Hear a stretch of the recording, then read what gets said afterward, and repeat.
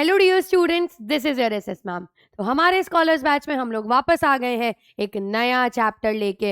Human physiology का last second chapter है और इसी के साथ हम हमारे पूरे बायोलॉजी के कोर्स के भी लास्ट सेकंड चैप्टर पे पहुंच चुके हैं। चैप्टर का नाम है neural control and coordination. Actually ये जो दो चैप्टर्स हैं, न्यूरल कंट्रोल एंड कोऑर्डिनेशन और इसके बाद में हम केमिकल इंटीग्रेशन एंड कोऑर्डिनेशन पढ़ेंगे, ये दोनों एक दूसरे से रिलेटेड चैप्टर्स हैं। अगर मैं इस चैप्टर की बात करूं तो यहां पर हम हमारे नर्वस सिस्टम के बारे में पढ़ने वाले हैं। ठीक है, हम हमारे नर्वस सिस्टम के बारे में पढ़ेंगे, न्यूरॉन्स के बारे में पढ़ेंगे, इवन हम हमारे ह्यूमन ब्रेन के बारे में भी पढ़ने वाले हैं। ठीक है, चलिए क्लास शुरू करें। चलो neural control and coordination class शुरू करते हैं। देखो, पहले मैं आप लोगों को इस कोऑर्डिनेशन वर्ड का मतलब समझाती हूँ। देखो, कोऑर्डिनेशन एक्चुअली में क्या कहना चाह रहा है कि हमारी बॉडी के जितने भी ऑर्गन्स हैं वो सब एक दूसरे से कोऑर्डिनेट होके काम करते हैं। आप बोलोगे नहीं मैम ऐसा तो नहीं है, ब्रेन को कोई मतलब या लिवर को क्या मतलब होगा कि मेरे पैरों की मसल्स में क्या हो रहा है। चलो मैं तुम्हें कुछ एग्जाम्पल देके समझाती हूँ। फॉर एग्जाम्पल, आप रनिंग कर रहे हैं, यानी कि पैरों की मसल्स की बहुत फास्ट एक्टिविटी हो रही है। अगर पैरों की मसल्स की बहुत फास्ट एक्टिविटी हो रही होगी तो उसके लिए मुझे ज्यादा एनर्जी चाहिए। ज्यादा एनर्जी चाहिए यानी कि ज्यादा एटीपी चाहिए। एटीपी कैसे बनेंगे? ब्रेक डाउन ऑफ ग्लूकोज से बनेंगे। तो उसके लिए मुझे दो चीजें चाहिए, ग्लूकोज भी चाहिए, ऑक्सीजन भी चाहिए। ग्लूकोज के लिए लिवर को जो ग्लाइकोजन उसने स्टोर कर रखी है उसको ब्रेक करना पड़ेगा और उससे ग्लूकोज बना के पैरों को ट्रांसपोर्ट करानी पड़ेगी। तो पैरों के काम में लिवर का इन्वॉल्वमेंट हुआ। दूसरी बात सुनते हैं, मुझे काम करना है, मुझे ऑक्सीजन चाहिए। ऑक्सीजन के लिए ज्यादा ब्रीद इन ब्रीद आउट करना पड़ेगा, तो लंग ज्यादा फास्ट एक्टिविटी करेंगे, हार्ट ज्यादा फास्ट ब्लड पंप करेगा। इवन किडनी का फंक्शन भी ज्यादा इंक्रीज हो जाएगा, क्योंकि ऑटोमेटिकली अगर हार्ट की फंक्शनिंग बढ़ी है तो किडनी के अंदर ब्लड ज्यादा प्रेशर से आएगा, ज्यादा फास्ट रेट से आएगा, किडनी की जीएफआर बढ़ जाएगी। यानी कि पैरों के मसल्स के किसी फंक्शन के कारण आपकी बॉडी के लिवर, लंग्स, हार्ट, किडनी, इन सब का इन्वॉल्वमेंट आ गया। आया कि नहीं आया? अब जब आपने एक्सरसाइज करना बंद कर दिया, आपने रनिंग करना बंद कर दिया, तो ये वापस से अपने नॉर्मल स्टेट में आ जाएंगे। तो हुआ ना, ये सबका फंक्शन एक दूसरे से रिलेटेड हुआ, एक दूसरे से कोऑर्डिनेटेड हुआ। इसीलिए मैंने बोला कि हमारी बॉडी के जितने भी ऑर्गन्स हैं वो सब कोऑर्डिनेटेड फंक्शन शो करते हैं। क्या पहली बात समझ में आई? अब दूसरी बात देखते हैं। ये कोऑर्डिनेशन करने के लिए हमारी बॉडी में दो अलग अलग सिस्टम्स हैं जिनको हम दो सेपरेट चैप्टर्स में पढ़ेंगे। एक तो हमारा नर्वस सिस्टम है और एक हमारा हार्मोनल सिस्टम है। नर्वस सिस्टम और हार्मोनल सिस्टम, ये दोनों है जो कि साथ में मिलके कंबाइंडली बॉडी की फंक्शनिंग को कंट्रोल करने का काम करते हैं, बॉडी की फंक्शनिंग्स को कोऑर्डिनेट करने का काम करते हैं। कैसे? देखिए, नर्वस सिस्टम के अंदर आपके न्यूरॉन्स आएंगे जो कि इलेक्ट्रिकल इंपल्सेस सेंड करते हैं। तो क्या मैं ऐसा बोलूं कि ये इलेक्ट्रिक कोऑर्डिनेशन का काम कर रहा है? Electric coordination. और हॉर्मोन्स केमिकल्स हैं जो ब्लड में रिलीज होते हैं, तो ये केमिकल कोऑर्डिनेशन का काम कर रहे हैं। हमारी बॉडी के हर ऑर्गन में नर्वस सिस्टम्स मौजूद हैं, नर्वस सिस्टम का कोई ना कोई हिस्सा मौजूद होगा, तो पॉइंट टू पॉइंट कनेक्शन का काम नर्वस सिस्टम करते हैं। वेरी इंपॉर्टेंट बात, ये क्या करते हैं? Point two point connection. ठीक है, पॉइंट टू पॉइंट कनेक्शन करने का काम हमारा नर्वस सिस्टम करता है। लेकिन वो सारी जगह जहां पर नर्वस सिस्टम नहीं पहुंच पाता वहां पर हमारे हार्मोन्स पहुंचते हैं, केमिकल कोऑर्डिनेशन का काम करते हैं। तो क्या एक बेसिक आइडिया लगा आप लोगों को कि हमारी बॉडी के जितने भी फंक्शंस हैं वो सब हाईली ऑर्गेनाइज्ड तरीके से फंक्शन कर रहे हैं, ये सब एक दूसरे से रिलेटेड हैं, कोऑर्डिनेटेड तरीके से काम कर रहे हैं। मैंने कहा ना, एक चैप्टर में हम न्यूरल कंट्रोल को पढ़ेंगे, न्यूरल कोऑर्डिनेशन को पढ़ेंगे, इलेक्ट्रिकल कोऑर्डिनेशन को पढ़ेंगे और अगले चैप्टर में हम केमिकल कोऑर्डिनेशन को पढ़ेंगे। चलिए आगे बात करते हैं। अब बात करते हैं कि सबसे पहले मुझे नर्वस सिस्टम कहाँ देखने को मिला। तो बेटा अलग अलग जगहों पे देखने को मिला। जैसे कि अगर मैं बात करूं तो पॉरीफेरा में तो नहीं था। सबसे पहले सीलेंट्रेटा में आया। उसमें हाइड्रा के अंदर आपको कुछ न्यूरल टिश्यूज मिल जाएंगे, कुछ सेल्स मिल जाएंगे, कुछ सेल्स का आपको मतलब एग्जिस्टेंस दिखने लग जाएगा। तो पहली बार सीलेंट्रेटा में आया, उसके बाद ctenophora, platyhelminthes, aschelminthes, बेटर है आर्थ्रोपोडा तक आते आते काफी एडवांस हो गया। वहां पर आपको ब्रेन लाइक स्ट्रक्चर देखने को मिल गया।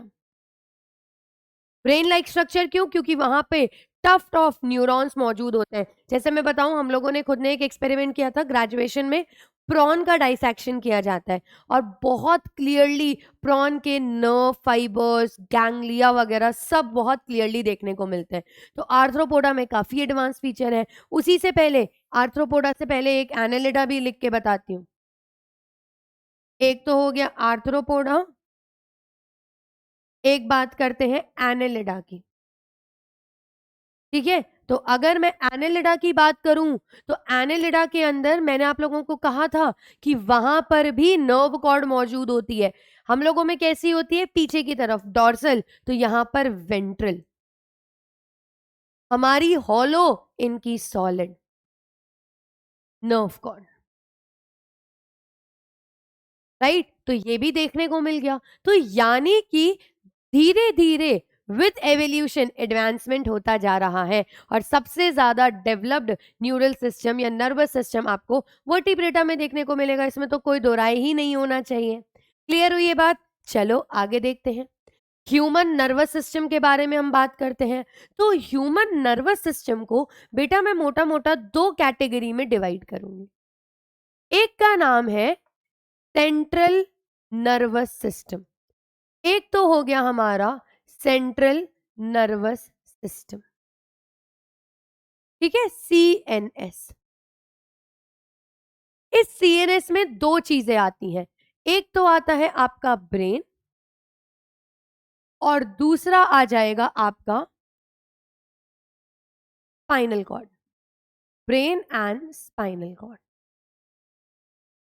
नेक्स्ट आया आपका peripheral nervous system. Peripheral nervous system यानी कि पीएनएस।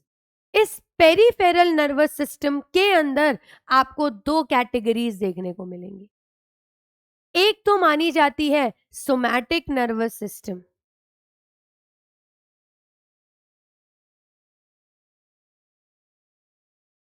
यानी कि एसएनएस, और एक मानी जाती है ऑटोनॉमिक नर्वस सिस्टम। एक आ गई सोमैटिक नर्वस सिस्टम, एक आ गई ऑटोनॉमिक नर्वस सिस्टम। ठीक है, एएनएस। जो सोमैटिक नर्वस सिस्टम है ये सप्लाई करती है हमारे वॉलेंट्री एक्शंस को, और ऑटोनॉमिक नर्वस सिस्टम सप्लाई करता है हमारे इनवॉलेंट्री एक्शंस को, हमारे इनवॉलेंट्री ऑर्गन्स को। अगेन इस ऑटोनॉमिक नर्वस सिस्टम में दो कैटेगरीज है। एक तो है सिंपैथेटिक एएनएस और दूसरा है पैरासिम्पैथेटिक एएनएस। क्या क्या बोला मैंने? वापस से देखिए कि हमारी बॉडी का जितना भी नर्वस सिस्टम है उसको हम दो कैटेगरीज के अंदर डिवाइड करेंगे। एक को ऑटोनॉमिक, एक को हम सेंट्रल नर्वस सिस्टम, और दूसरे को पेरीफेरल नर्वस सिस्टम बोलेंगे।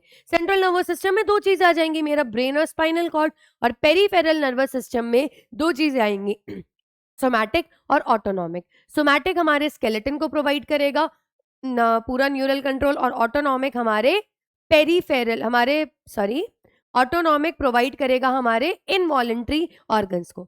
इसमें भी दो है, सिंपैथेटिक एएनएस और पैरासिम्पैथेटिक एएनएस। जब भी आपकी जैसे एक्सरसाइज कर रहे हैं, सांस बढ़ गई है, ब्रीदिंग रेट बढ़ गई है, आपकी हार्ट रेट बढ़ गई है एसएनएस के कारण, लेकिन कुछ टाइम के बाद में वो वापस से नॉर्मल हो जाता है पैरासिम्पैथेटिक के कारण। तो बढ़ता है सिंपैथेटिक और रुक जाता है वापस पैरासिम्पैथेटिक के कारण। इतनी बात समझ में आई? एक और बात बताती हूं मैं, अगर मैं पेरीफेरल नर्वस सिस्टम को इमेजिन करने की कोशिश करूं तो ये बहुत सारे नर्व फाइबर्स के बने हुए होते हैं, और उन नर्व फाइबर्स को हम दो कैटेगरीज में डिवाइड करते हैं। क्या कह रही हूं मैं? Nerve fibres of PNS. PNS के नर्व फाइबर्स को दो कैटेगरी में डिवाइड किया जाएगा। एक कैटेगरी तो होगी एफेरेंट नर्व फाइबर्स की, और दूसरी कैटेगरी हो जाएगी हमारी इफेरेंट नर्व फाइबर्स की। ठीक है, एफेरेंट और इफेरेंट ये दोनों नर्व फाइबर्स हैं। जरा इनका मतलब समझते हैं। एफेरेंट नर्व फाइबर्स इंफॉर्मेशन किसी भी ऑर्गन से ब्रेन तक लेकर जाएंगे, और इफेरेंट ब्रेन से इंफॉर्मेशन ऑर्गन तक लेकर जाएंगे। तो यहां पर मैंने इस चीज को छुआ, ये गर्म था, तो ये इंफॉर्मेशन ब्रेन तक लेके जाएगा एफेरेंट। ये हमारे सेंसरी फाइबर्स होते हैं। ब्रेन ने बोला कि अरे भाई ये तो गर्म है, जल्दी से हाथ हटाओ, तो वो इंफॉर्मेशन लेकर आया है काम करने के लिए, ये मोटर होते हैं। ये बात समझ में आई? ये हो गया हमारा ओवरऑल एक छोटा सा ओवरव्यू हमारे बॉडी के नर्वस सिस्टम के बारे में। अब मैं फोकस करने वाली हूं यूनिट ऑफ नर्वस सिस्टम, या basic structural and functional unit of nervous system, जिसका नाम न्यूरॉन है। Structural and functional unit. याद करिए, मैंने आप लोगों को स्ट्रक्चरल ऑर्गेनाइजेशन के अंदर भी पढ़ाया था। मैंने आप लोगों को स्ट्रक्चरल ऑर्गेनाइजेशन के अंदर भी पढ़ाया था कि हमारे नर्वस सिस्टम में दो तरीके की सेल्स होती हैं, एक तो न्यूरॉन होती हैं और दूसरी न्यूरोग्लिया सेल्स कहलाई जाती हैं। एक तो आ गई न्यूरॉन्स और दूसरी आ गई न्यूरोग्लिया सेल। न्यूरोग्लिया सेल काफी स्मॉल सेल होती हैं, ये एक्चुअली में न्यूरॉन्स की मदद करती है, और actual conduction of nerve impulse का काम न्यूरॉन्स करते हैं। वापस से अब हम इस न्यूरॉन के स्ट्रक्चर को स्टडी करने वाले हैं। अगर बेटा मैं न्यूरॉन के स्ट्रक्चर को स्टडी करूं तो मुझे यहां पर तीन चीजें देखने को मिलेंगी। एक का हम नाम रखेंगे डेंड्राइट, एक का हम नाम रखेंगे सेल बॉडी, और एक का हम नाम रखेंगे एक्सॉन। ठीक है, आपका स्ट्रक्चरल ऑर्गेनाइजेशन ही वापस से रिवाइज करवा रही हूं मैं, देखिए जरा ध्यान से। ये लो, चलो तो देखो, ये बीच वाला पोर्शन दिस इज न्यूक्लियस, और यहां साइड में साइटोप्लाज्म भरा हुआ है और सारे सेल ऑर्गेनल्स मौजूद होंगे। तो ये हो गया न्यूक्लियस, यहां पर मौजूद है साइटोप्लाज्म प्लस हमारे बाकी सारे सेल ऑर्गेनल। यहां पर ही एक स्पेशल टाइप का ऑर्गेनल भी मौजूद होता है, निसेल ग्रैन्यूल्स हम इनको कहते हैं। प्रोटीन सिंथेसिस में स्पेशल रोल प्ले करता है निसेल्स ग्रैन्यूल। और ये तीन मिलाकर आपका न्यूक्लियस, आपका साइटोप्लाज्म और सेल ऑर्गेनल्स और नेसल ग्रैन्यूल्स मिलाकर बन जाता है कौन? मेरा सेल बॉडी। या तो इसका नाम सेल बॉडी रख दो या इसका नाम साइटोन रख दो। तो साइटोन या सेल बॉडी का फॉर्मेशन हो गया। अब इस साइटोन या सेल बॉडी से छोटे छोटे नर्व फाइबर्स निकल रहे हैं, इनको हम डेंड्राइट्स कहते हैं। इनको हम क्या कहते हैं? डेंड्राइट्स। ये डेंड्राइट्स क्या करते हैं, जरा देखिए समझिए। ये डेंड्राइट्स बाहर से इम्पल्स को सेल बॉडी के अंदर लेकर आते हैं। तो ये क्या करते हैं, इन्वायरमेंट से इम्पल्स सेल बॉडी की तरफ ट्रांसफर करेंगे। अगर आप इनका साइज देखेंगे तो छोटे छोटे हैं, लेकिन नंबर बहुत ज्यादा है, तो इनका स्मॉल साइज है, लेकिन they are large in number, right. तो ये हो गए हमारे साइटोन, सेल बॉडी और डेंड्राइट। अब आप जरा इस स्ट्रक्चर को देखें, ये कहलाता है एक्सॉन।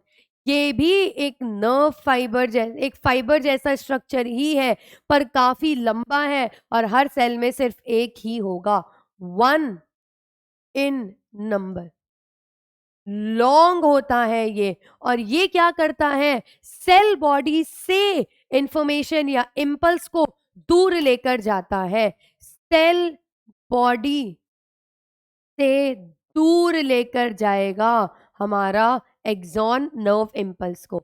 और डेंड्राइट क्या कर रहा था, टुवर्ड्स सेल बॉडी इस इंफॉर्मेशन को लेकर आ रहा था। इसको मैं ऐसे लिख देती हूं, टुवर्ड्स सेल बॉडी, और ये सेल बॉडी से दूर लेके जा रहा है। इस एक्सॉन का जो एंड है, इसको हम एक्सॉन टर्मिनल कहते हैं। ये कहलाता है एक्सॉन टर्मिनल। यहां पर एक आपको बल्ब जैसा स्ट्रक्चर नहीं दिख रहा है, देखो मैंने गोल गोल सा स्ट्रक्चर बनाया है ना, दिस स्ट्रक्चर, ये रहा, इसको हम साइनैप्टिक नॉब कहते हैं,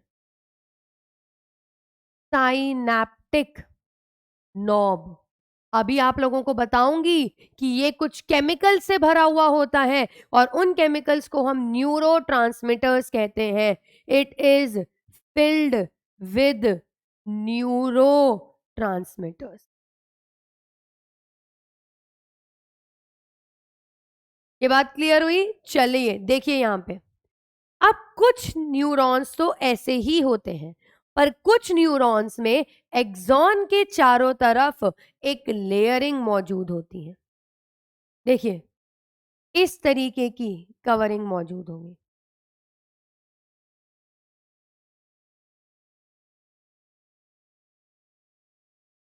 ये लीजिए, अगर आप इसको खोल के डिटेल में देखेंगे, एक बना के दिखाती हूं मैं आप लोगों को, तो आपको यहां पर ऐसे कॉन्सेंट्रिक रिंग्स में माइलिन देखने को मिलेगा। माइलिन एक तरीके का पॉलीसैकेराइड होता है, वो आपको यहां पर देखने को मिलेगा कॉन्सेंट्रिक रिंग्स की मदद से।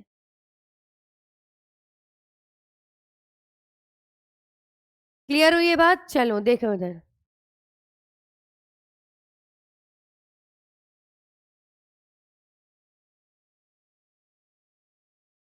हाँ जी देखिए, तो ये क्या है, माइलिनेटेड नर्व फाइबर्स।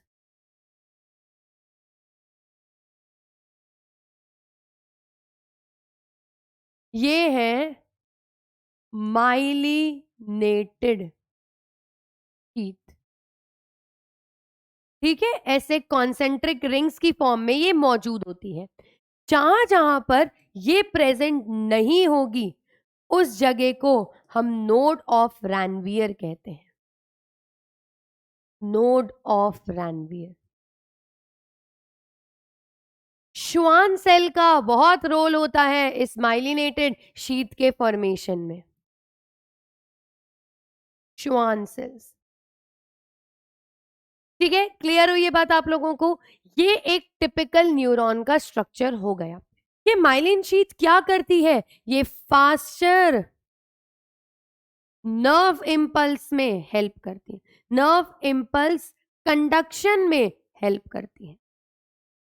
देखो यहां पर इंफॉर्मेशन हमें ब्रेन तक लेकर जानी है और ब्रेन से वापस लेकर आनी है, तो उसके लिए हमें जरूरत पड़ती है इन न्यूरॉन्स की, और ये न्यूरॉन्स इनके ट्रांसपोर्टेशन का इम्पल्स के को कैरी करने का काम करते हैं, तो एक नॉर्मल न्यूरॉन से ज्यादा बेटर ट्रांसपोर्टेशन एक माइलिनेटेड करता है, फास्ट ट्रांसपोर्टेशन करता है।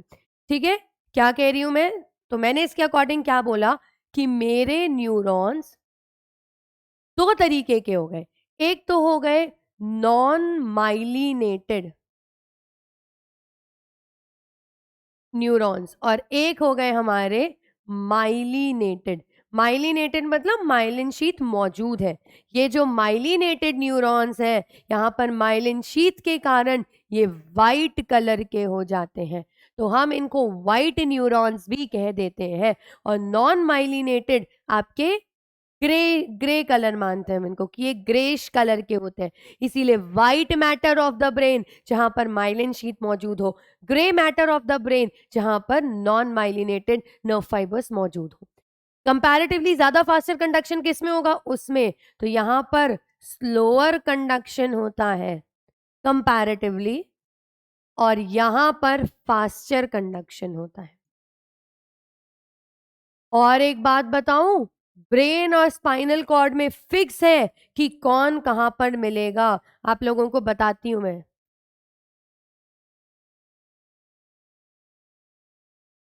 चलिए देखते हैं।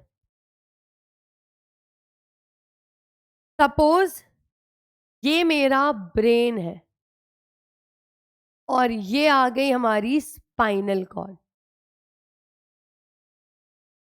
ब्रेन की अगर मैं बात करूं तो ब्रेन में बाहर की तरफ तो ग्रे मैटर होता है और स्पाइनल कॉर्ड में अंदर की तरफ ग्रे मैटर होता है। ब्रेन में अंदर की तरफ व्हाइट मैटर होगा, स्पाइनल कॉर्ड में बाहर की तरफ व्हाइट मैटर होगा। यानी कि यहां पर व्हाइट मैटर है, यहां ग्रे, यहां पर ग्रे है, यहां व्हाइट। ठीक है, यानी कि यहां पर माइलिन शीथ अंदर की तरफ मौजूद है और यहां पर माइलिनेटेड बाहर की तरफ मौजूद है, और यहां पर माइलिनेटेड अंदर की तरफ मौजूद है। बाहर की तरफ यहां पर नॉन माइलिनेटेड है और स्पाइनल कॉर्ड में अंदर की तरफ नॉन माइलिनेटेड, नॉन माइलिनेटेड।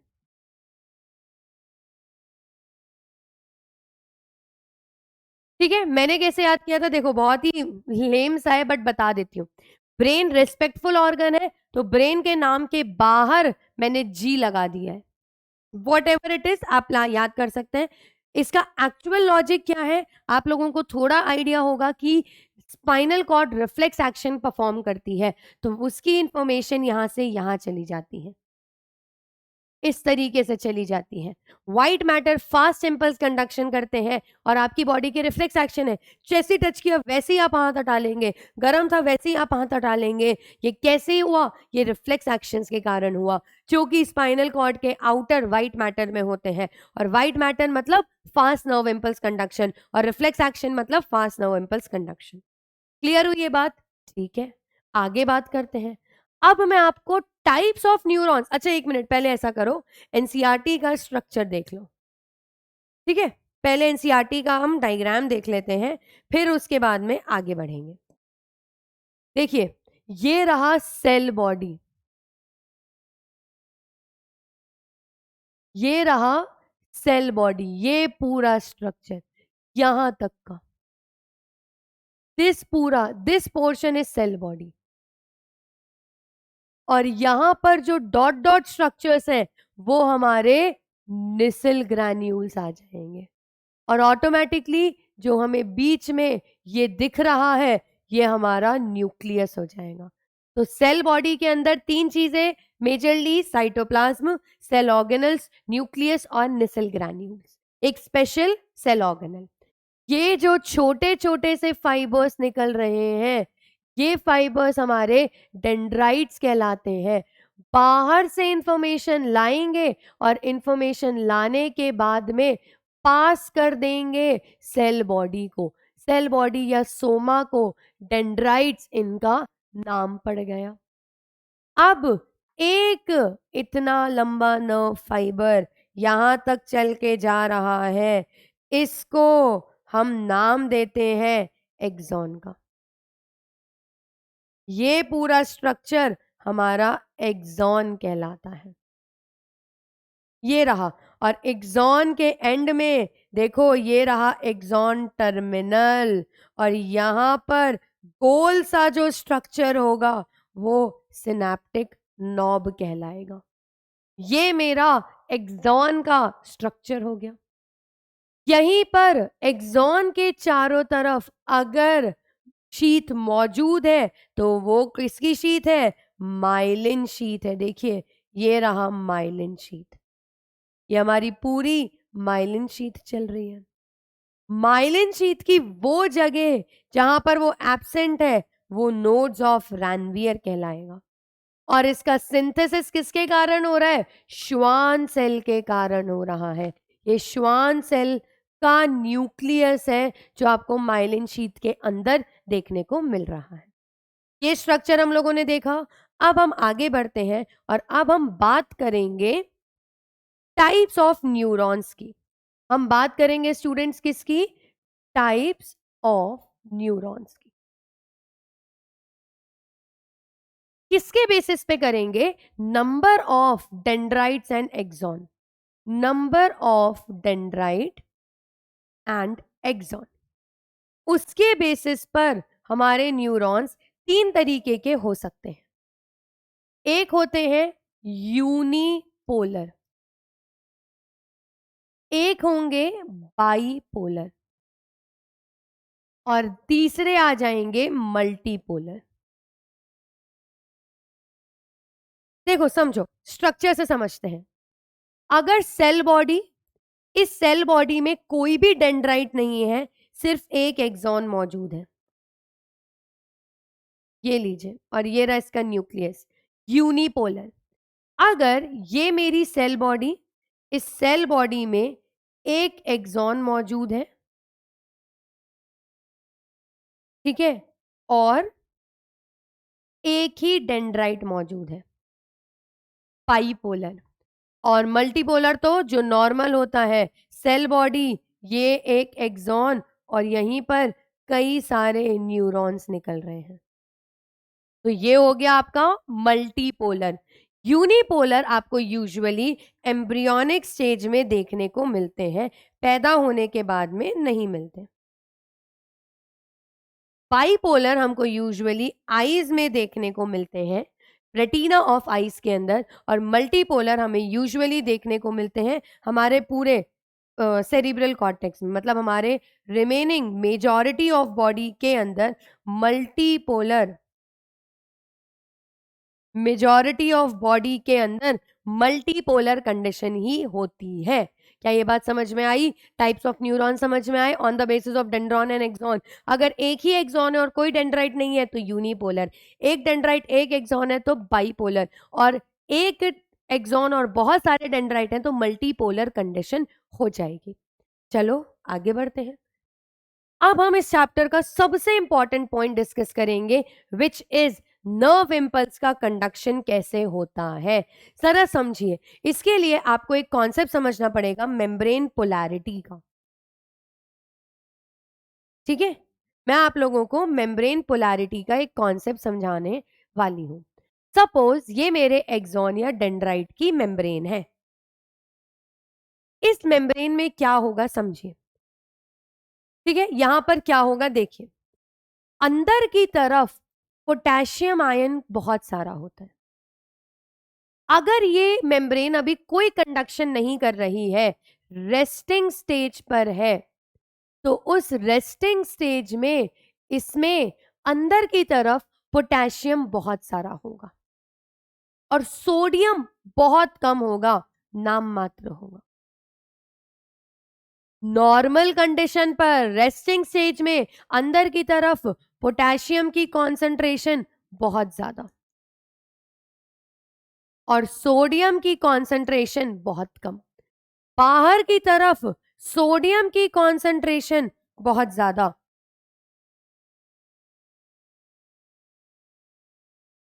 बाहर की तरफ सोडियम की कॉन्सेंट्रेशन बहुत ज्यादा और पोटेशियम की कॉन्सेंट्रेशन बहुत कम।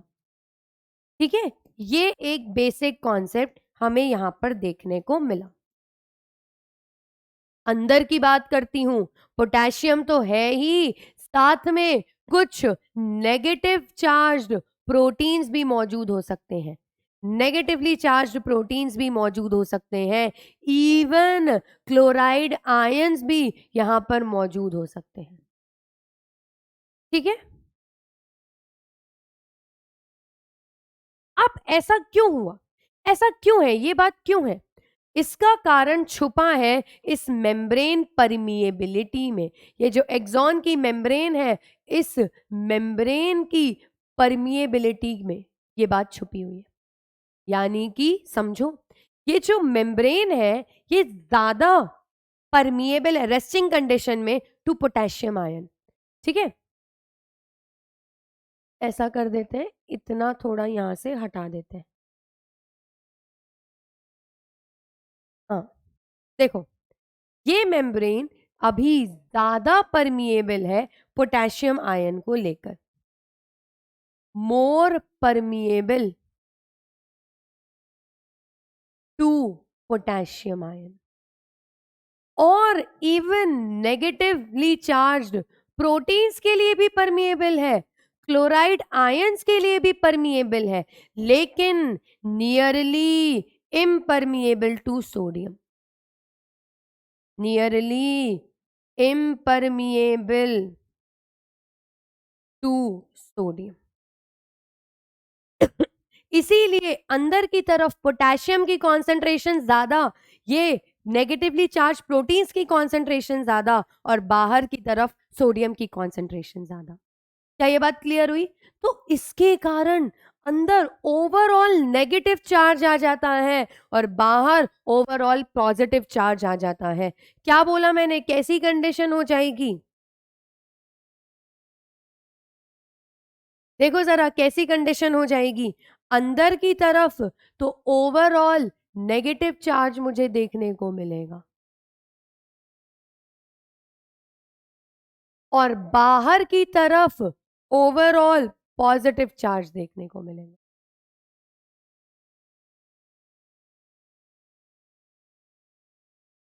ठीक है, ये बात समझ में आई? यानी कि अंदर नेगेटिव पोटेंशियल है, कितना हो जाएगा, -70 मिली वोल्ट का नेगेटिव पोटेंशियल अंदर जनरेट हो जाता है। हम इसको रेस्टिंग मेम्ब्रेन पोटेंशियल कहते हैं, रेस्टिंग मेम्ब्रेन पोटेंशियल। क्या ये बात क्लियर हो गई? ठीक है, समझे, आगे बढ़ते हैं। अब मुझे यहां पर नर्व इंपल्स कंडक्ट होने वाली है, तो क्या होगा जरा समझो। ठीक है, रेस्टिंग मेम्ब्रेन पोटेंशियल की बात मैं हटा देती हूं, बाकी बातों पे हम फोकस करते हैं। ओके, देखो, मुझे यहां पर अब इम्पल्स कंडक्शन करानी है। इम्पल्स कंडक्शन के टाइम पे क्या होता है समझिए, यहां पर सोडियम गेटेड चैनल्स होते हैं, सोडियम गेटेड चैनल। ये सोडियम गेटेड चैनल ओपन हो जाते हैं, और जैसे ही ये ओपन होंगे, पता है क्या होगा, जैसे ही ये गेटेड चैनल्स ओपन होंगे वैसे ही बाहर से पॉजिटिव चार्ज अंदर आ जाएगा, बाहर से पॉजिटिव चार्ज अंदर आने की कोशिश करने लग जाएगा, और अंदर पॉजिटिव चार्ज हो गया, बाहर नेगेटिव चार्ज हो गया। देखो क्या हुआ, अगर मैं बात करूं तो अंदर की तरफ इनसाइड तो ओवरऑल पॉजिटिव चार्ज हो गया, और बाहर की तरफ ओवरऑल नेगेटिव चार्ज हो गया। यानी कि मेम्ब्रेन पोलैरिटी, जहां पर सोडियम गेटेड चैनल ओपन हुआ है वहां पर मेम्ब्रेन पोलैरिटी चेंज हो गई। कैसी हो गई जरा समझते हैं, क्या कह रही हूं मैं, देखना, देखते जाओ देखते जाओ। सोडियम गेटेड चैनल ओपन हो गए थे, अंदर की तरफ इन्होंने ट्रांसपोर्ट कर दिया था देखो अब क्या होगा यहां पर, यहां पर ओवरऑल पॉजिटिव चार्ज आ गया और बाहर की तरफ मुझे नेगेटिव चार्ज देखने को मिल रहा है। ऐसी कंडीशन हो जाएगी, बाहर ओवरऑल नेगेटिव चार्ज, अंदर ओवरऑल पॉजिटिव चार्ज। तो अब हम कहेंगे कि ये जो कंडीशन है, ये कंडीशन डीपोलराइज्ड स्टेट है। क्या है ये? Depolarised state.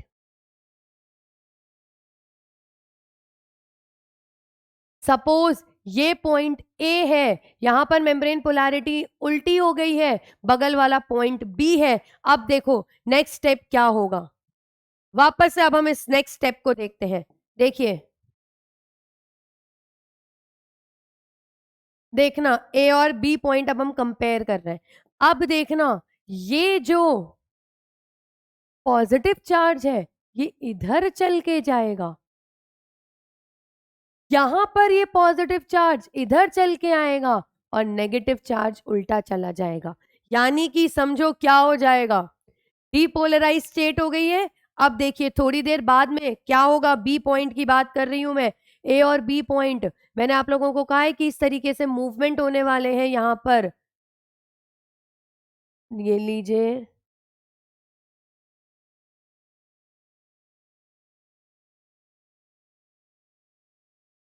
देखो अब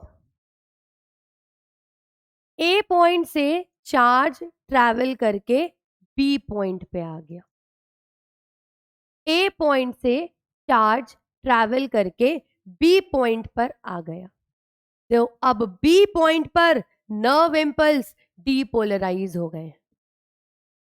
देखिए पहले क्या था, ए पॉइंट पे इंपल्स था, अब वो वहां से अंदर पॉजिटिव चार्ज इधर चले जाएंगे, ये इधर आ जाएगा, हाई टू लो कॉन्सेंट्रेशन जा रहे हैं, बी पॉइंट पर डीपोलराइजेशन पहुंच गया। ऐसे करते करते सी डी ई सारे पॉइंट्स पे हमारे पोलराइजेशन आगे मूव करते जाएंगे। तो इस तरीके से नर्व इंपल्स ट्रैवल करती जाती है। वापस से देखते हैं हम इस चीज को, क्या हुआ, नॉर्मल कंडीशन पे अंदर पोटेशियम ज्यादा, नेगेटिवली चार्ज प्रोटीन ज्यादा, बाहर सोडियम ज्यादा, resting membrane potential -70 electron volt हो जाता है और अंदर ओवरऑल नेगेटिव चार्ज, बाहर ओवरऑल पॉजिटिव चार्ज। जैसे ही नर्व इंपल्स जनरेट हुआ, सोडियम गेटेड चैनल्स ओपन हो गए, ये गेटेड चैनल ओपन होंगे, सोडियम भाग भाग कर अंदर आएगा, सोडियम का रैपिड इन्फ्लक्स हो जाएगा, rapid influx of sodium. Sodium के रैपिड इन्फ्लक्स के कारण यहां पर बहुत सारा पॉजिटिव चार्ज आ जाएगा। -70 मिलीवोल्ट था, अब ये एक्साइट होके +30 तक पहुंच जाता है और यहां पर ओवरऑल पॉजिटिव चार्ज आ गया। तो यहां पर इंपल्स जनरेट हो गया है, अब इसे इसी में आगे ट्रैवल करना है। ये डीपोलराइज स्टेट है, अब इसे आगे शिफ्ट कराना है। शिफ्ट कराने के लिए क्या होगा जरा देखना, यहां पर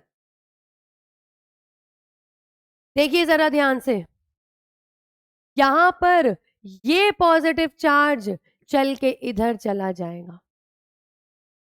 ए पॉइंट से बी पॉइंट पर इसका मूवमेंट हो जाएगा। उसके बाद आगे देखते हैं, अब बी पॉइंट पर डीपोलराइज्ड कंडीशन है, बी पॉइंट पर डीपोलराइज्ड कंडीशन हमें देखने को मिल रही है, ए पॉइंट वापस से नॉर्मल हो गया है। अल्टीमेटली अब क्या होगा ओवरऑल, और आगे सुनिए, आगे और सुनिए। अब मैं चाह रही हूं कि मेरा ये पूरा सारा इंपल्स खत्म हो जाए इसका गेम, तो मैं क्या करूंगी, मैं यहां पर सोडियम पोटेशियम पंप को ओपन करा दूंगी। किसको ओपन करा दूंगी? सोडियम पोटेशियम पंप को। अंदर सोडियम भर गया था ना, ये अंदर से 3 सोडियम को बाहर भेजेगा और बाहर से 2 पोटेशियम को अंदर भेज देगा। ये काम होता है सोडियम पोटेशियम पंप का। ये वापस से 3 सोडियम को बाहर ले आएगा, 2 पोटेशियम को अंदर भेजेगा, फिर वापस से रेस्टिंग मेम्ब्रेन कंडीशन आ जाएगी, सोडियम के लिए इम्परमिएबल हो जाएगा और पोटेशियम और नेगेटिवली चार्ज प्रोटीन्स के लिए ये परमिएबल हो जाएगा, तो अल्टीमेटली आपको वापस से एक ऐसी कंडीशन देखने को मिलेगी जिसके अंदर, एक मिनट, आपको वापस से एक ऐसी कंडीशन देखने को मिलेगी जिसके अंदर, ये लो, ये मेरी मेम्ब्रेन थी, ये रही हमारी मेम्ब्रेन, ये रही हमारी मेम्ब्रेन, वापस से इसके अंदर की तरफ तो नेगेटिव चार्ज आ जाएगा और बाहर की तरफ पॉजिटिव चार्ज आ जाएगा।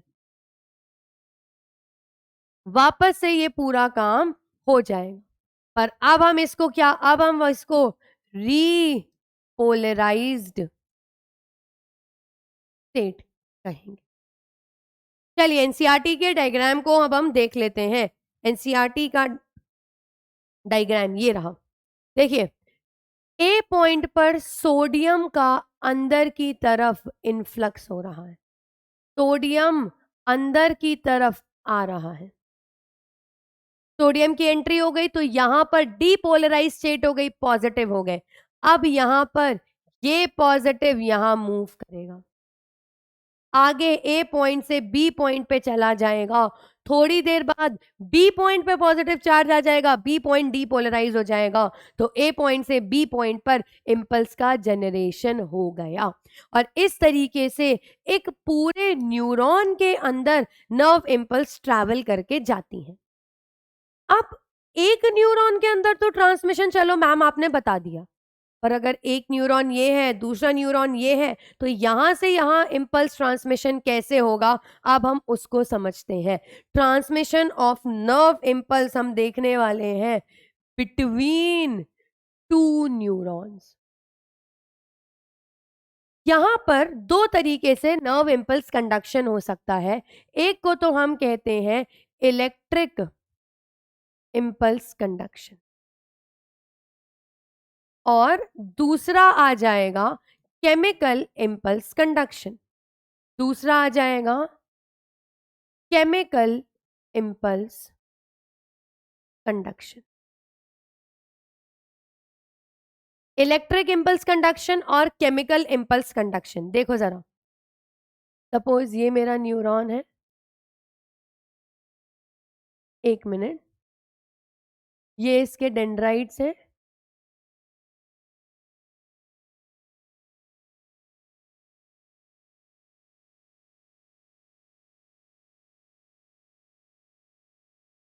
ये लीजिए, ये आ गया एक्सॉन। इमेजिन करो जो दूसरा न्यूरॉन है, वो न्यूरॉन इसके बहुत पास में मौजूद है, ये रहे उसके डेंड्राइट्स,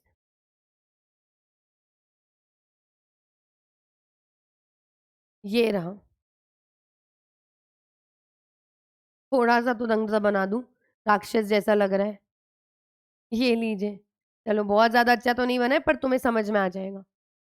तो यहां पर ये डेंड्राइट्स इस पहले वाले नर्व न्यूरॉन के बहुत ही क्लोज प्रॉक्सिमिटी में मौजूद थे, यानी कि इनके बीच में, इन न्यूरॉन्स के बीच में नेग्लिजिबल गैप था।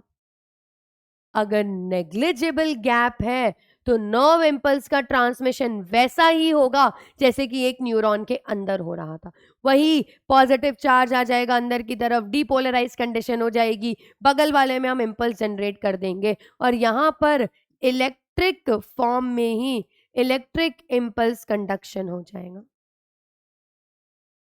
ठीक है, किसकी तरह, just like transmission in a single neuron, just like transmission in a single neuron। इस तरीके से इंपल्स का ट्रांसमिशन यहां पर होगा, इसी को हम इलेक्ट्रिक इंपल्स ट्रांसमिशन कहेंगे, और ये हमारी बॉडी में काफी रेयर होते हैं। हमारी बॉडी में जो इंपल्स जनरेशन होता है वो केमिकल होता है, कैसे होगा समझिए, ये सपोज मेरा एक एक्सॉन है, ये उसका सिनेप्टिक नॉब है, राइट। सपोज ये मेरा दूसरा न्यूरॉन है और ये उसका डेंड्राइट है।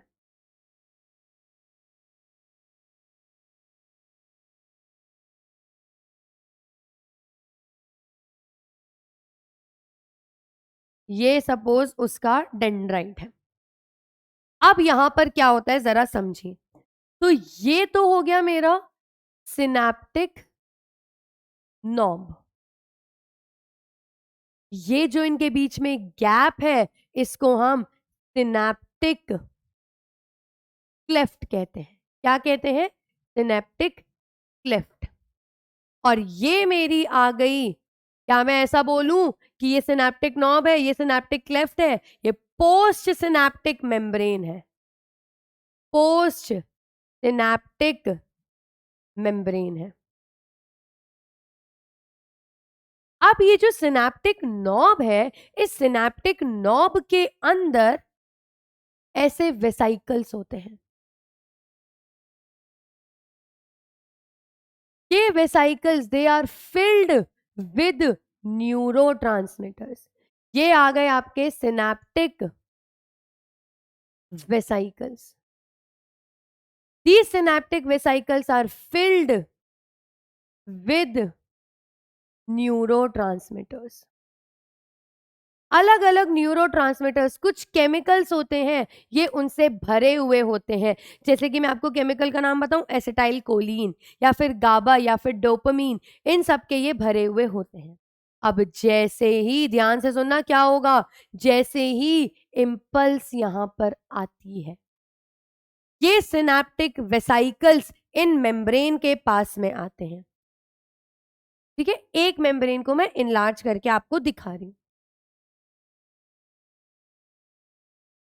तो जैसे ही इम्पल्स यहां पर आई, ये सिनेप्टिक वेसाइकल्स एक्साइट हो गए और ये सिनेप्टिक वेसाइकल इस मेम्ब्रेन से जाके फ्यूज हो जाते हैं।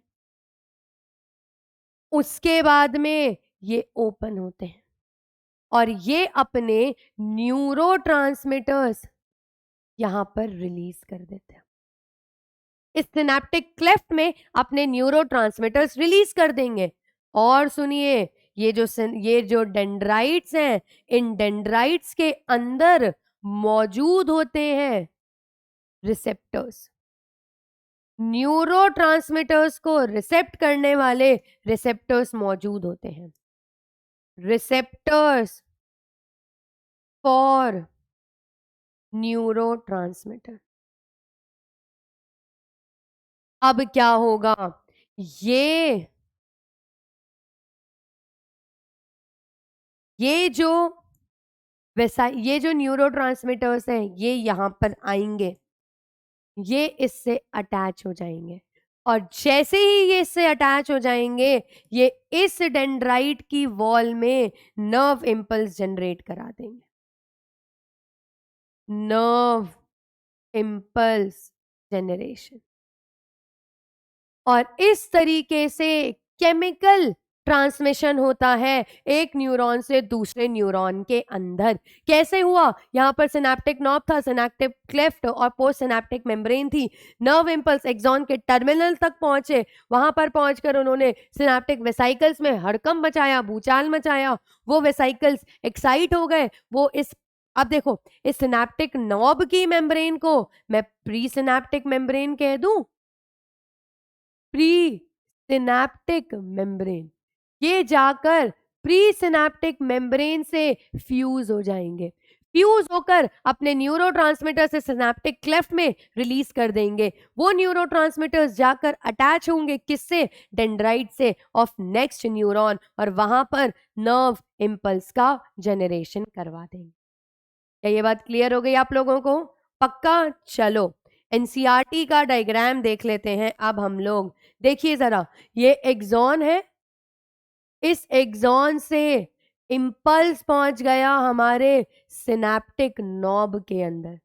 ये देखिए, ये रहा मेरा एक्सॉन टर्मिनल और यहां से नर्व इंपल्स मेरा सिनेप्टिक तक पहुंच गया है।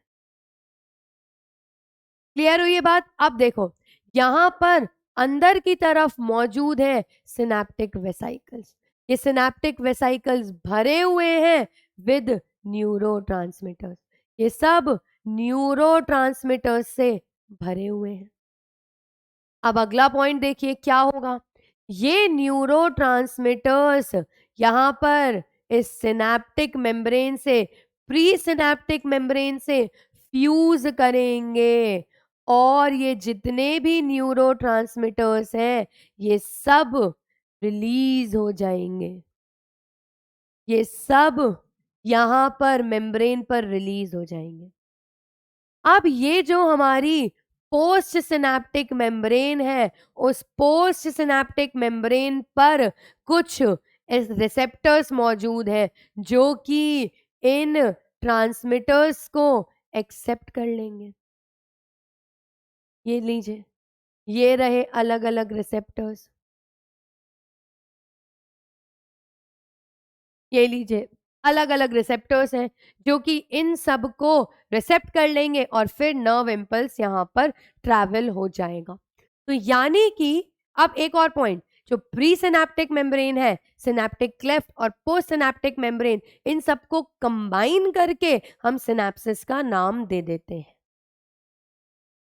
क्लियर हुआ? तो हमने ये देखा कि न्यूरॉन का स्ट्रक्चर कैसा है, न्यूरॉन में किस तरीके से इंपल्स जनरेशन होता है और दो न्यूरॉन्स के बीच में किस तरीके से नर्व इंपल्स का ट्रांसमिशन होता है। अब हम लोग आगे बढ़ेंगे और हमारे ब्रेन के बारे में देखेंगे। Please have a look at this diagram. तब तक चलिए स्टूडेंट्स आगे बढ़ते हैं और अब हम फोकस करते हैं हमारे सेंट्रल नर्वस सिस्टम पर। हम पढ़ेंगे हमारे ह्यूमन ब्रेन के बारे में।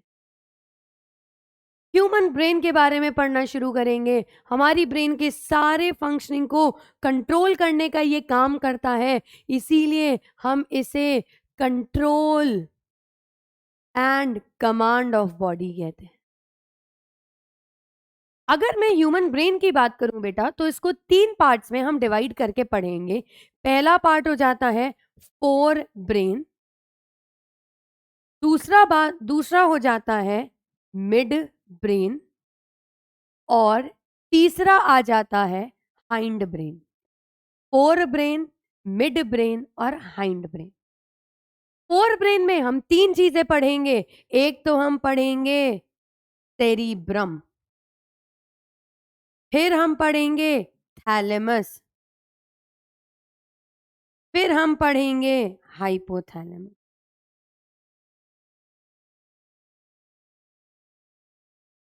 हाइंड ब्रेन में भी हम 3 चीजें पढ़ेंगे, पॉन्स, मेड्यूला और तीसरा आ गया हमारा सेरिबेलम।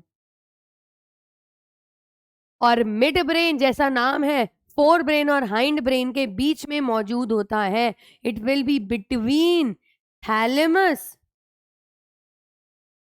एंड हाइपोथैलेमस और पॉन्स के बीच में मौजूद होगा। अब ये जो हमारा ब्रेन है, इस ब्रेन के अंदर 3 आउटर कवरिंग्स होती हैं। 3 आउटर कवरिंग। देखते हैं किस तरीके से होती है। देखो समझो, सपोज ये मेरा ब्रेन टिश्यू है, तो इसके ऊपर मौजूद होंगी 3 लेयर्स। एक लेयर ये हो गई, ये आ गई हमारी दूसरी लेयर और ये आ गई हमारी तीसरी लेयर। ये आ गई हमारी तीसरी लेयर।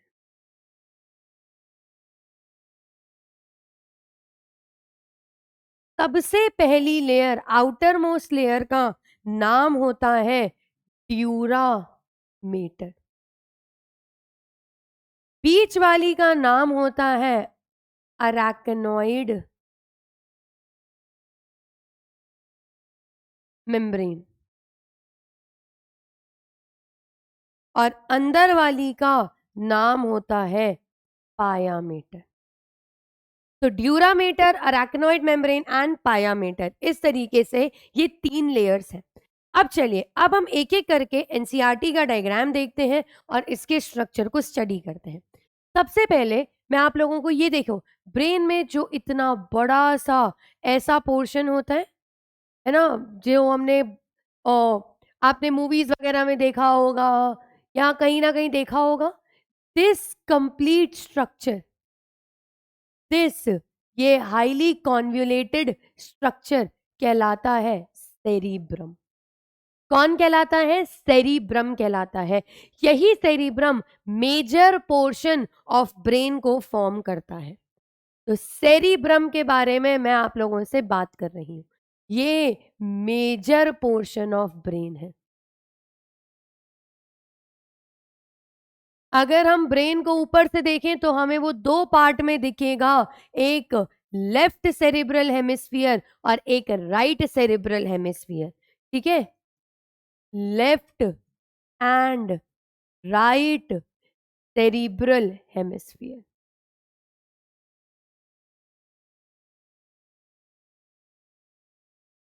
यहां पर बीच में ये एक दूसरे से अटैच्ड होते हैं बाय टफ्ट ऑफ या नर्व फाइबर्स की मदद से। उनको हम कहते हैं कॉर्पस कैलोजम, जो कि इन दोनों को कनेक्ट करने का काम कर रहा है। अगर आप इस डायग्राम को देखें तो ये देखो, दिस पोर्शन, यहां पर ये एक हेमिस्फीयर दिख रहा है, दूसरा इसी के बगल में मौजूद होगा, वो कनेक्ट करने का काम कॉर्पस कैलोजम का हो जाएगा। आगे देखते हैं, यही सेरेब्रल हेमिस्फीयर है जिसका आउटर पोर्शन वाइट होगा, आउटर पोर्शन ग्रे होगा और इनर पोर्शन वाइट होगा। तो आउटर पोर्शन तो इसका ग्रे मैटर होगा क्योंकि वहां पर नॉन माइलिनेटेड नर्व फाइबर्स है, और इनर डीप पोर्शन इसका वाइट मैटर होगा क्योंकि वहां पर माइलिनेटेड नर्व फाइबर्स मौजूद है। इस सेरेब्रम के अंदर यही सेरेब्रम है जो कि मेजरली आपके स्पीच के लिए, आपके बॉडी के चलने के लिए, बोलने के लिए, हाथों के मूवमेंट के लिए, वॉलेंटरी एक्शंस के लिए ये रिस्पॉन्सिबल होता है। तो आप कैसा बोल रहे हैं, कितना क्लैरिटी से बोल रहे हैं, ये सब हेमिस्फीयर, ये सब बातें सेरेब्रम में मौजूद होती हैं। यहाँ पर यानी कि मोटर एरियाज मौजूद होंगे जो आपके एक्शंस को कंट्रोल करेंगे। सेंसरी एरियाज मौजूद होंगे जो ब्रेन तक इंफॉर्मेशन को लेकर आएंगे, और कुछ कहलाते हैं एसोसिएशन एरियाज। कुछ एसोसिएशन एरियाज मौजूद होंगे। ये एसोसिएशन एरियाज क्या करेंगे जरा समझिए। यहां पर ये कॉम्प्लेक्स एरियाज होते हैं, कॉम्प्लेक्स एरियाज होते हैं जो कि मोटर और सेंसरी दोनों होते हैं, मोटर एंड सेंसरी दोनों होते हैं, और बॉडी की फंक्शनिंग को कंट्रोल करने का काम करते हैं। यहीं पर सेरेब्रम में अगर मैं बहुत डीप में चली जाऊंगी तो मुझे कुछ और कॉम्प्लेक्स रीजन्स मिलेंगे जिनको हम, जो कि एमिगडेला कहलाते हैं या हिप्पोकैम्पस कहलाते हैं। कैसे बने ये, इनको हम लिम्बिक सिस्टम कहते हैं। क्या फंक्शन है अभी 5 मिनट में आपको समझा दूंगी। ये लिम्बिक सिस्टम बनाते हैं एमिगडाला, हिप्पोकैम्पस, जो कि डीप सेरेब्रम में रन करते हैं, डीप सेरिब्रम में मौजूद होंगे। तो ये तो हमने देख लिया सेरेब्रल हेमिस्फीयर, सेरेब्रम के बारे में।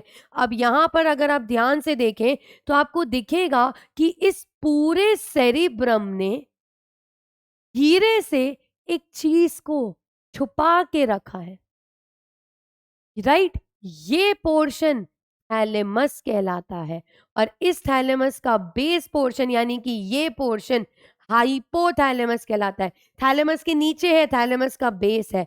तो थैलेमस और हाइपोथैलेमस दोनों को छुपाकर सेरिब्रम ने रखा है, और ये तीनों मिलकर फोर ब्रेन का फॉर्मेशन कर रहे हैं। तो अब हम बात करेंगे थैलेमस की और हाइपोथैलेमस के बारे में। चलिए सबसे पहले हम बात करते हैं थैलेमस की। तो क्या मैं ऐसा बोलूं, कवर्ड विद सेरिब्रम, सेरिब्रम से कवर्ड है आपका थैलेमस, पहली चीज।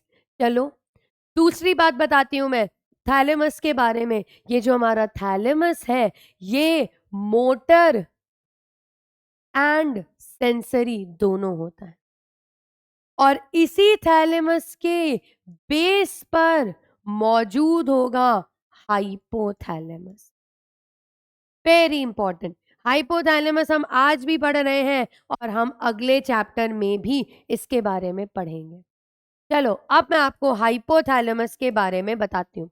ये जो हाइपोथैलेमस है, ये हाइपोथैलेमस में आपको पहली बात तो कुछ नर्वस सिस्टम है तो है ही, तो यहां पर आपको क्या क्या देखने को मिलेगा, ये टेम्परेचर कंट्रोल कर रहा है। ठीक है, टेम्परेचर कंट्रोल कर रहा है, ये आपकी भूख और प्यास को कंट्रोल करता है, अर्ज ऑफ थर्स्ट एंड ईटिंग। भूख और प्यास को कंट्रोल करने का काम हाइपोथैलेमस करता है। और एक बात बताती हूं, हाइपोथैलेमस प्लस लिम्बिक सिस्टम था ना, ये दोनों जब मिल जाते हैं, हाइपोथैलेमस प्लस लिम्बिक सिस्टम, ये दोनों जब मिल जाते हैं तो ये हमारे इमोशंस को कंट्रोल करते हैं। गुस्सा, डर, प्यार, और कौन से इमोशन होते हैं, हंसी, खुशी, दुख, पीड़ा, सबको कंट्रोल करता है। ये सेक्सुअल बिहेवियर को कंट्रोल करता है, और ये इमोशंस को कंट्रोल कर रहा है, सेक्सुअल बिहेवियर को, मोटिवेशन को कंट्रोल करता है। ये हो गया आपका लिम्बिक सिस्टम। और बताती हूं, हाइपोथैलेमस में कुछ केमिकल कोऑर्डिनेशन भी होता है। यस बिल्कुल, यहां पर हार्मोन सेक्रीट होते हैं, उनको हम हाइपोथैलेमिक हार्मोन कहते हैं। ये हाइपोथैलेमिक हार्मोन कौन कौन से हैं, कहाँ काम आते हैं, ये सब अगले चैप्टर में देखेंगे। चलिए हमने फोर ब्रेन देख लिया, अब हम ध्यान देखते हैं। देखो ये हाइपोथैलेमस और थैलेमस है, यहां पर ये रीजन पॉन है, और इसके बीच वाला रीजन यानी कि, एक मिनट जाओ, ये बीच वाला रीजन मिड ब्रेन कहलाता है। ये मिड ब्रेन कहां पे कहां है, हाइपोथैलेमस और थैलेमस, और दूसरा पॉन्स, इन दोनों के बीच में मौजूद है हमारा मिड ब्रेन। इस मिड ब्रेन के बारे में आपको सिर्फ दो बातें देखनी है। पहली बात तो अगर आप यहाँ पे ध्यान से देखें तो मिड ब्रेन से एक कैनाल रन कर रही है, इस कैनाल का नाम है सेरिब्रल एक्वेडक्ट, पहला पॉइंट। और दूसरा पॉइंट और बताती हूं मैं, ये जो हमारा मिड ब्रेन है, इस मिड ब्रेन के अंदर 4 लोब्स या स्वेलिंग मौजूद होती हैं। तो हम बात कर रहे हैं मिड ब्रेन के बारे में। क्या बोला मैंने, यहां पर एक तो पहला पॉइंट सेरी, ये किस किस के बीच में है, पॉइंट वाइज याद करते हैं, बिटवीन थैलेमस और हाइपोथैलेमस से निकल के पॉन्स के बीच में जब आप जाएंगे तो आपको मिड ब्रेन देखने को मिलेगा। दूसरी बात, यहां पर सेरिब्रल एक्वेडक्ट नाम की एक कैनाल रन करती है। तीसरा पॉइंट मिड ब्रेन के बारे में कि ये जो हमारा मिड ब्रेन है, इस मिड ब्रेन के अंदर 4 लोब्स मौजूद होते हैं, या स्वेलिंग्स कह दो आप, ये इनका नाम है कॉर्पोरा क्वाड्री जेमिना,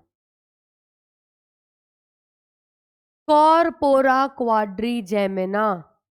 4 पोर्स या 4 लोब्स मौजूद होते हैं। इनके 2 फंक्शन है, एक तो ये विजन में हेल्प करते हैं और दूसरा हियरिंग में हेल्प करते हैं।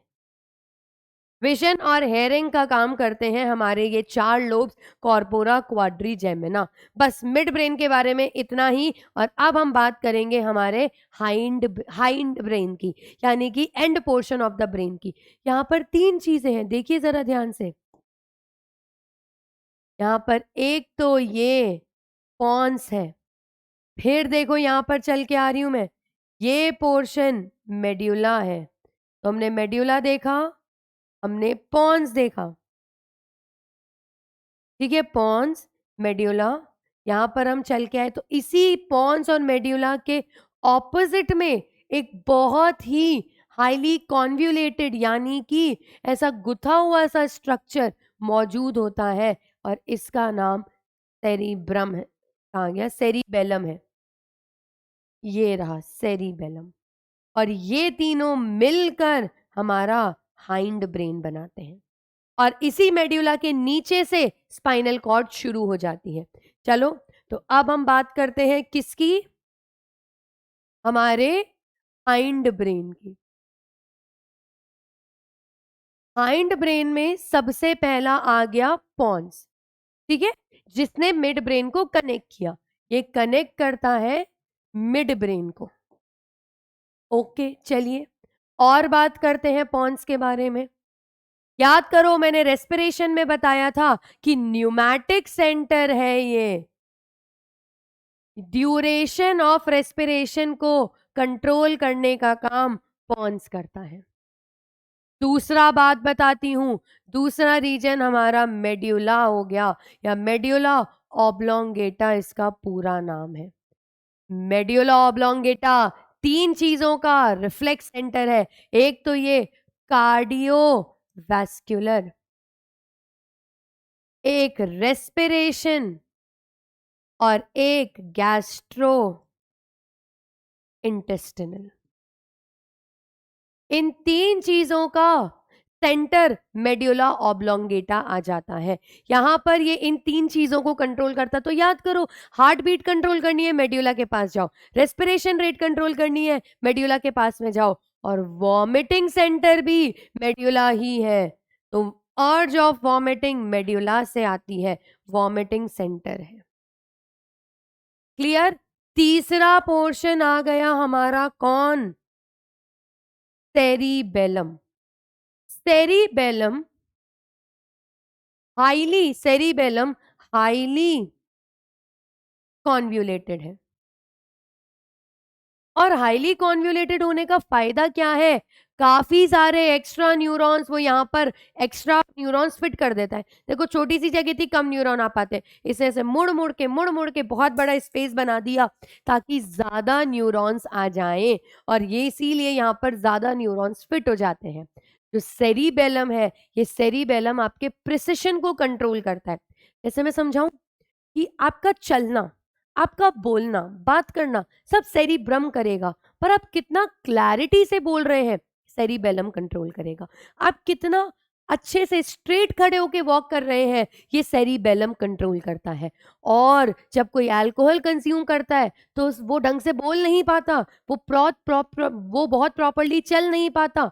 क्यों? क्योंकि उसका सेरिबेलम अफेक्ट हो जाता है। तो affected by alcohol consumption. Alcohol consumption से ये अफेक्ट होता है। ये रहे हमारे फोर ब्रेन, मिड ब्रेन और हाइंड ब्रेन। कहाँ गए? अरे, ये रहा। और यहां पर इसी मेड्यूला से एंड में स्पाइनल कॉर्ड निकल जाती है। एक और पॉइंट मेड्यूला के एंड में लिख देते हैं, leads to spinal cord.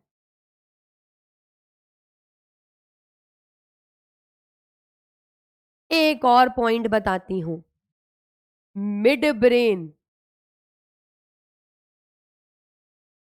Pond's और मेड्यूला ऑब्लोंगेटा, ये तीनों मिलाकर ब्रेन स्टेम कहलाते हैं।